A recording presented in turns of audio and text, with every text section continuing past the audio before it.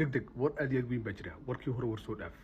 madaxweynaha Mareykanka ayaa xildhibaan lagu magacaabo Brian waxa uu u gudbiyay xeer Somaliland iyo Soomaaliya lagu kala saarayo waa kow xeerka waxa qoraal ku sii dhex qoran in safaarad uu ka furto ama xafiis diblomaasiyadeed uu Mareykanka ka furto Somaliland saddexaad waxa weeye in loo fudaydiyo ama la sameeyo dadka reer Mareykan ay si fiican ay u maalgashan karaan Jamhuuriyadda Somaliland xeerkaasi waa soo dhamaaday oo ka soo dhamaaday golayaasha balse hadda waxa uu horyaalaa qaybta fulinta ama Trump iyo waliba sidoo kale cidii kala shaqeysa arrimaha dibadda marka horta kow Somaliland wuxuu u qabanayaa siyaasad kasta oo ay leedahay oo dalka Mareykanka kala dhaxaysa waxay noqonaysaa mid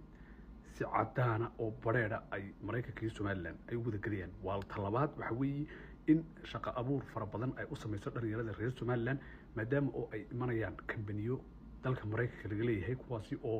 iyaga laftirkoodu ganacsiga iyo dhaqaalihii dalka iyo shaqooyin fara badan abuuraya mid saddexaad waxa weeye arrinta la xiriirta socdaalka waxyaabaha uu fududeynay kaasi imka waa jira oo si dadban buu jira laakiin waxaan doonaynaa bay leeyihiin in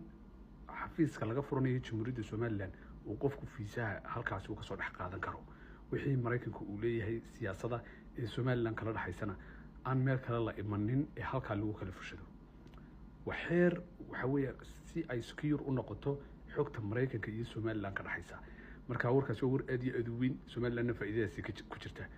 reerkii oran jiray ganacsiga marka waa been waxan cadayntii waa talka idin saaran